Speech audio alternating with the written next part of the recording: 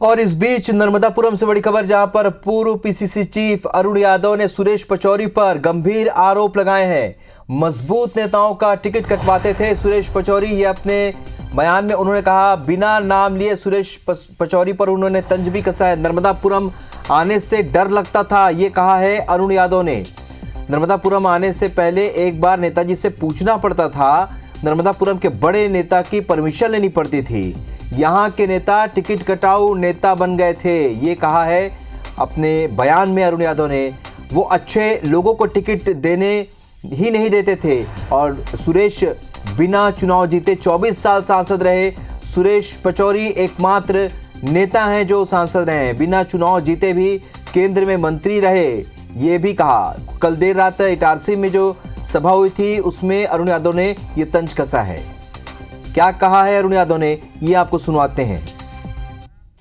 नेताजी यहाँ के थे, तो मैं आऊं तो बोले इसको टिकट मत देना, इसको मत देना, इसको देना, इसको मत देना, तो उनका नाम टिकट कटाओ नेताजी हो गया।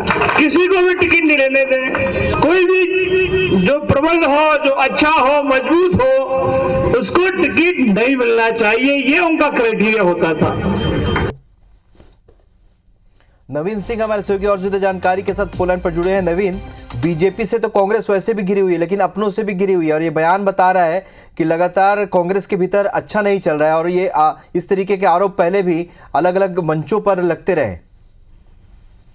देखिए, चुनाव बिल्कुल शबाब पर है, चुनाव प्रचार कर रहे हैं तमाम लोग, तमाम नेता बीजेपी और कांग्रेस के, और इस बीच में एक दूसरे पर आरोप भी लगा रहे हैं। तो ये बड़ा दावा किया है अरुण यादव ने। पूर्व प्रदेश अध्यक्ष और पूर्व केंद्रीय मंत्री रहे हैं अरुण यादव, और उन्होंने सीधे तौर पर, हालांकि सुरेश पचौरी का नाम नहीं लिया, लेकिन ये तमाम लोग जानते हैं कि सुरेश पचौरी के प्रभाव वाला क्षेत्र है, और जहां पर अरुण यादव, जीतू पटवारी चुनाव प्रचार कर रहे हैं, ये उनका गढ़ हुआ करता था सुरेश पचौरी का। और सुरेश पचौरी महीने भर पहले ही कांग्रेस छोड़कर भारतीय जनता पार्टी में आए हैं। जाहिर सी बात है, चूंकि सुरेश पचौरी अब कांग्रेस छोड़ चुके हैं, इसलिए अरुण यादव और तमाम जो कांग्रेस के नेता हैं वो सुरेश पचौरी के खिलाफ इस तरीके से बयान दे रहे हैं।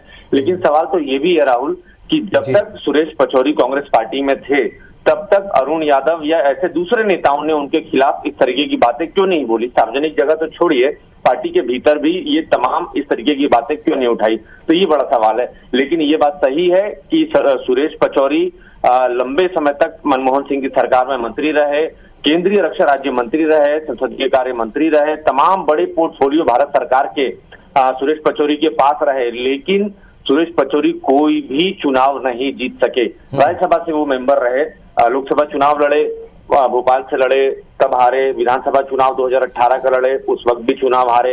हालांकि इस बार होशंगाबाद नर्मदापुरम सीट से सुरेश पचौरी के चुनाव लड़ाए जाने की चर्चा थी, तैयारी में भी थी कांग्रेस पार्टी, लेकिन उसके पहले ही सुरेश पचौरी बीजेपी में शामिल हो गए।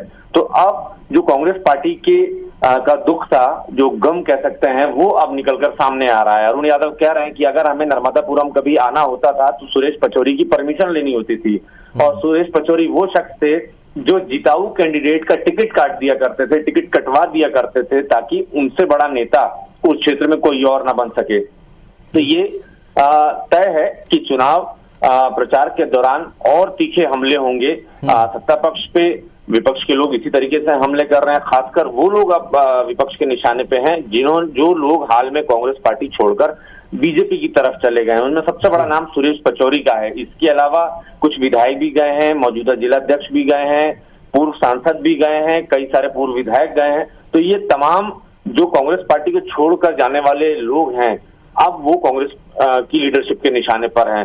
जाहिर तौर पर कांग्रेस लगातार ये दावा करती रही है और अभी कर रही है कि भारतीय जनता पार्टी ने डरा धमकाकर उनके नेताओं को अपनी पार्टी में शामिल कराया, और तोड़ फोड़ करने का एजेंडा भी सिर्फ और सिर्फ चुनाव जीतना है बीजेपी के लिए। किसी भी सूरत में बीजेपी 400 पार जाना चाहती है। तो फिलहाल अभी और इंतजार करना होगा। मध्य प्रदेश में 3 चरणों का चुनाव और बचा है, और तीखे हमले होंगे। बिल्कुल। और नवीन, जिस तरीके से यहाँ पर अरुण यादव ने जो बयान दिया, अपने सुरेश पचौरी पर तो निशाना साधा, क्योंकि अब तो बीजेपी में चले गए, लेकिन कहीं ना कहीं अपनी पार्टी के कार्यप्रणाली पर भी सवाल उठाए। बहुत शुक्रिया नवीन इस जानकारी के लिए आपका।